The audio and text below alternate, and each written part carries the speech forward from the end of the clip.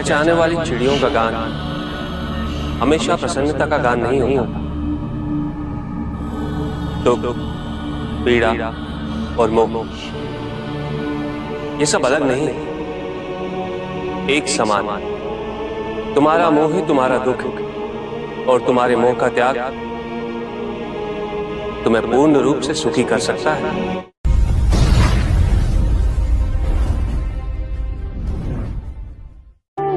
पूजित का साक्षात सामने होना मन को भटकने नहीं देता,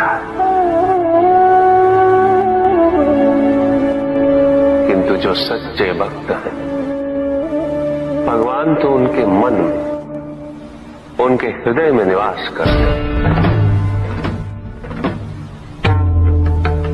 जिनके हृदय में श्रद्धा है उनके लिए पूजा करने हेतु अपने आराध्य का साक्षात सामने होना अनिवार्य नहीं।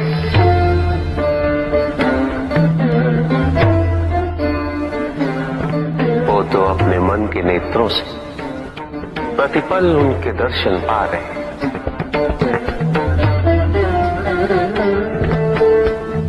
उनकी प्रत्येक अनुभूति में भगवान है।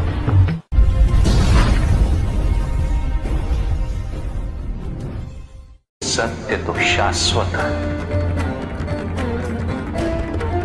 सत्य ही संसार में संतुष्टि और सुख का माध्यम।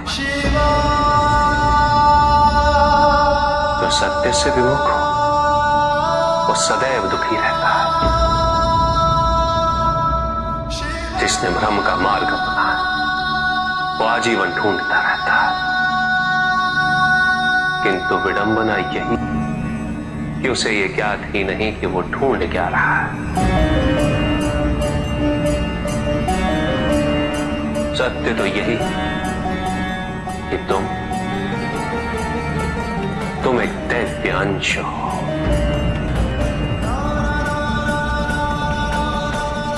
जन्मोपरांत तुम सबने अपने आप को केवल मनुष्य मान लिया और यही विस्मरण तुम्हारे कष्टों का कारण है। तुमने अपने शरीर को ही सत्य माना। लोभ, भय, शंका, असुरक्षा, छल इन सब को अपने जीवन का आधार बना लिया।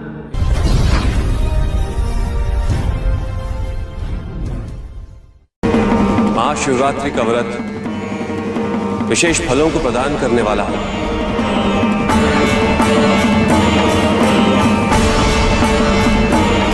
इस व्रत को रखने से पुरुषों की सारी मनोकामनाएं पूरी हुई।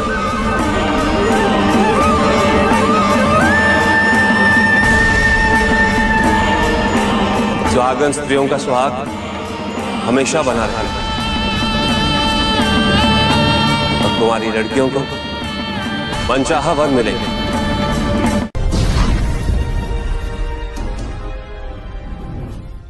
पुत्र और पुत्री में भेद करना उचित नहीं, किंतु तब भी कुछ व्यक्ति ऐसी मूर्खता कर बैठते क्योंकि वो कन्या की महिमा से अपरिचित है,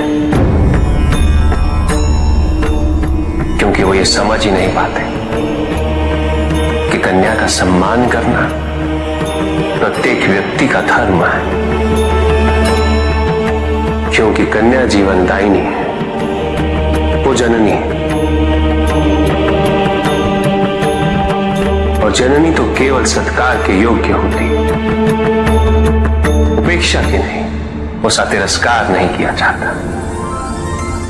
एक कन्या विवाह के पश्चात दो कुलों को जोड़ती है।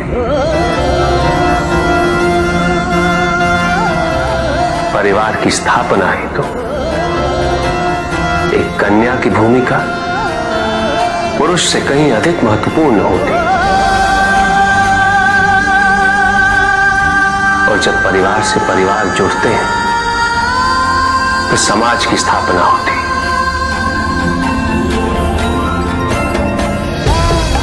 पुत्री को परिवार में, समाज में वही स्थान मिलना चाहिए वही अधिकार प्राप्त होना चाहिए जो एक पुत्र को प्राप्त होते हैं। चंद्रमा उसी जल में प्रतिबिंबित होता है जो जल शांत स्थिर। यही तो समस्या होती है मन की। मन कभी भी शांत नहीं हो पाता है। जहां शांति नहीं वहां कुछ भी नहीं रुकता। समुद्र की लहरों की भांति विचारों का उपद्रव मन को निरंतर स्थिर रखता। कुछ भी सुनने और समझने के लिए मन का मौन रहना आवश्यक है, किंतु मन मौन रहना नहीं जानता। वो तो निरंतर कुछ ना कुछ कहता रहता, प्रतिपद शब्दों का आक्रमण चलता रहता है मन पर। और यही आक्रमण है जिसके कारण व्यक्ति कभी भी शब्दों के परे नहीं जा पाता। जहां जीवन की सत्यता का बोध उसकी प्रतीक्षा कर रहा होता।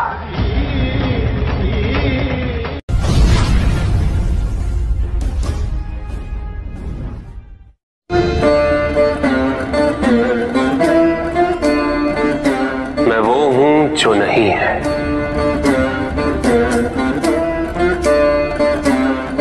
जो नहीं है वो मैं हूं।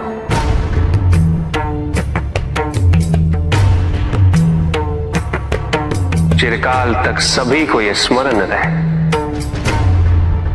जब आप में श्वास है तो मैं आप में हूं। देव देव महादेव शिवा, देव देव। और जिस क्षण आप में श्वास नहीं देव देव तब आप मुझ पे हैं। देव शिवा, देव देव महादेव।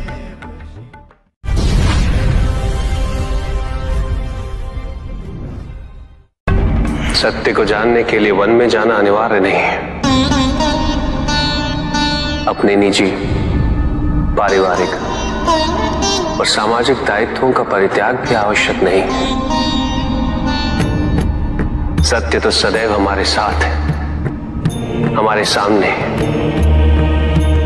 किंतु हम स्वयं धीरे धीरे उस पे अपने क्रोध, अपने अहम, भय, विचार और महत्वाकांक्षाओं जैसे कई आवरण चढ़ा देते हैं। सत्य हमसे नहीं, हम स्वयं सत्य से दूर हो जाते हैं।